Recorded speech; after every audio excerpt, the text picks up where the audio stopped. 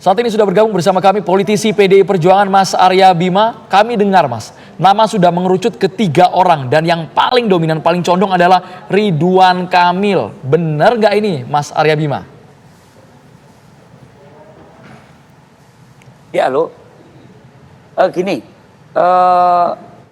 semua tokoh yang saat ini masuk di dalam radar yang sering-sering disebut oleh para tokoh PDI Perjuangan dari Ibu Megawati, Mbak Puan, juga Pak Sekjen, tentu figur-figur ini juga merupakan akibat dari berbagai komunikasi politik yang akhirnya mengartikulasikan mengerucut ke figur-figur yang bersangkutan.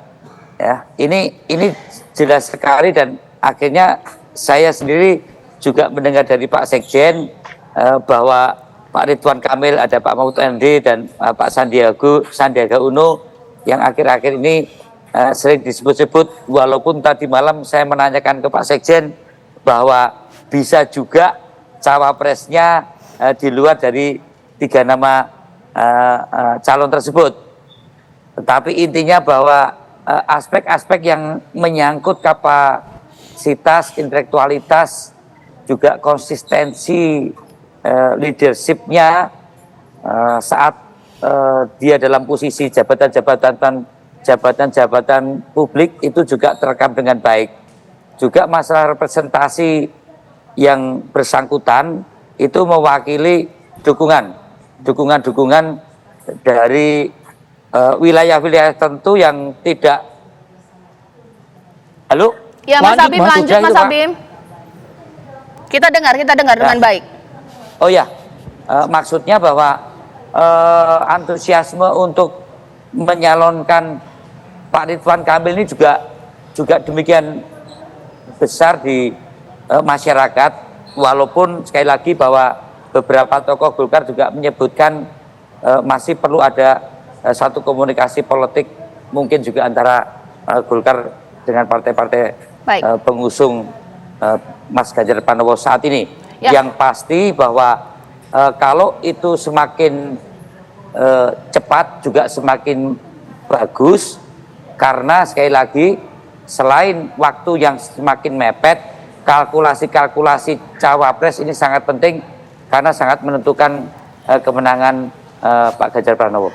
Mas Habib, kita tahu ya bahwa setiap apapun keputusan di PDIP selalu harus persetujuan Ibu Mega. Dari ketiga nama ini, Ibu Mega paling dekat kepada siapa sih? Mahfud MD, Ridwan Kamil, atau Sandi?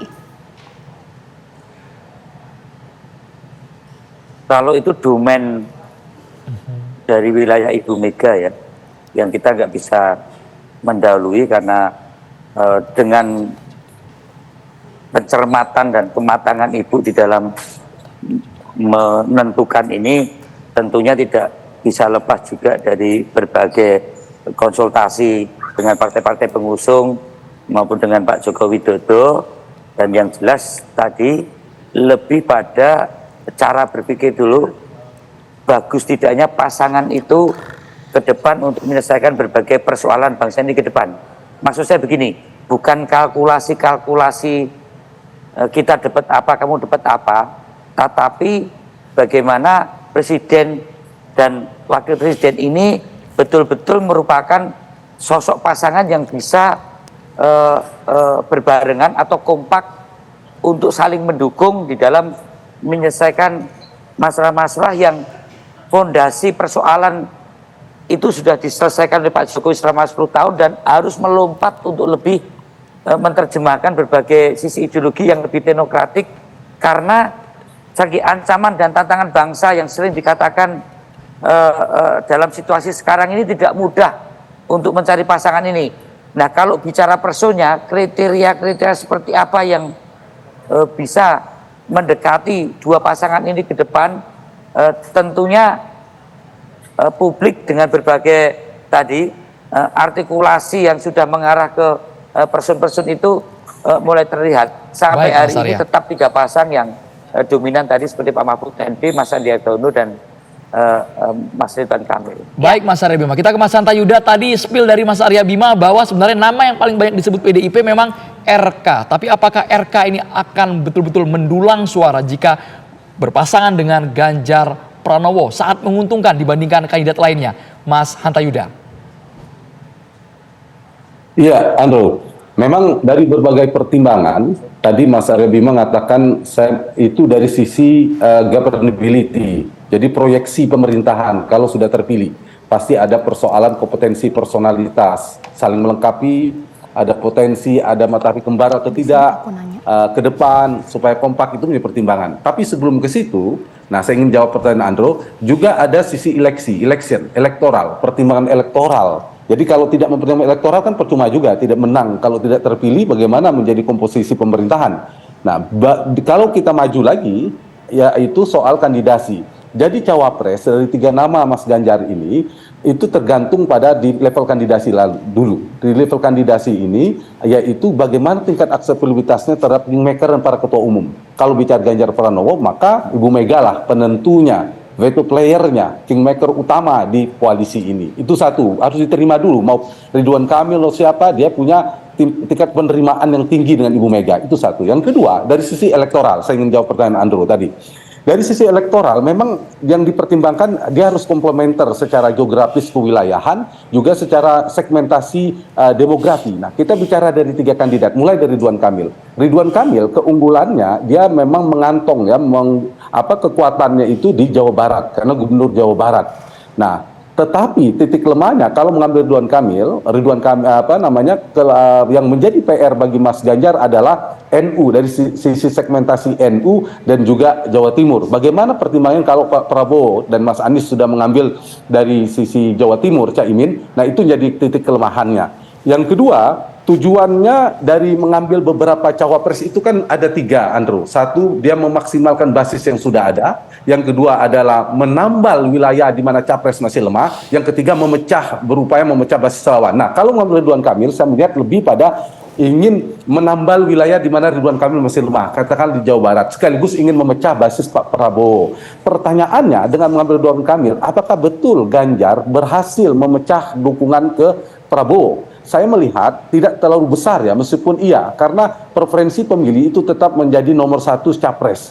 Misalnya ternyata Mas Ganjar tidak berhasil terlalu kuat mendapatkan basis di Jawa Barat karena itu menjadi basis Prabowo, mungkin menipiskan kekalahan, tapi juga tidak bisa mendapatkan di Jawa Timur, itu jadi pertimbangannya. Nah, tetapi Pak Mahfud sebaliknya Ridwan Kamil, dia punya basis lumayan di Jawa Timur dan NU, tapi tidak bisa komplementer melengkapi dari sisi Jawa Barat menjadi titik lemah Pak Prabowo. Ini dilemanya bagi Mas Ganjar kalau mengambil Pak Mahfud MD. Nah, yang lain lagi kalau kita bicara dari sisi Pak Mahfud punya basis yang sama juga dengan basisnya Pak Jokowi. Tren elektabilitas Pak Mahfud relatif agak naik meskipun tidak terlalu tinggi. Kang Emil itu trennya melemah dari beberapa survei bisa dilihat. Dan yang ketiga, Sandiaga Uno, ini yang agak beda. Sandiaga Uno relatif dia merata meskipun lebih banyak di Sumatera, basis kewilayahannya dia relatif merata. Yang kedua, tren elektabilitasnya relatif stabil. Kalau dalam makna optimis, kalau pesimis ya stagnan gitu. Nah, kelemahannya dari setiap kandidat itu punya kelebihan yang kurang. Tinggal dalam hal ini Mas Ganjar lebih ingin mengambil Ridwan Kamil dari sisi Jawa Baratnya, tapi PR-nya di NU dan Jawa Timur, atau Pak Mahfud yang melengkapi dari sisi Jawa Timur dan NU, tetapi tidak bisa melengkapi dari Jawa Barat. Nah, inilah saya kira akan masuk pada saling intip mereka soal cawapres di Prabowo dan Ganjar yang sangat kompetitif ini. Menunggu keluar siapa. Padanannya kan begini, kalau Gibran tiba-tiba keluar Jawa Tengah, maka Ridwan Kamil nih ambil basis lawan masing-masing. Ganjar mengambil Ridwan Kamil basisnya Pak Prabowo, misal Pak Prabowo Gibran di Jawa Tengah. Kalau misalnya Prabowo mengambil Erick Thohir yang punya basis merata juga seperti Sandiaga Uno, maka Erick Thohir padanannya agak mirip dengan Sandiaga Uno. Nah, Pak Mahfud misalnya maju dari Mas Ganjar, ternyata Bu Kofifa maju dari Pak Prabowo. Nah, ini yang saya kira menjadi faktor mengapa cawapres Pak Prabowo dan cawapres Ganjar belum muncul. Karena saling intip melihat, beradaptasi, mengkalkulasi lawan. Yang kedua memang namanya belum satu, masih beberapa nama meskipun sudah mengerucut. Dan yang ketiga saya kira ada potensi akan muncul nama-nama baru seperti yang Mas Arya Bima juga sampaikan. Jadi masih cukup dinamis begitu. Mas Hanta, terima kasih analisisnya. Saya pikir bahwa PDIP akan mempertimbangkan ini matang-matang mengingat masing-masing punya kelebihan dan kekurangan. Terima kasih juga Mas Arya Bima atas waktunya.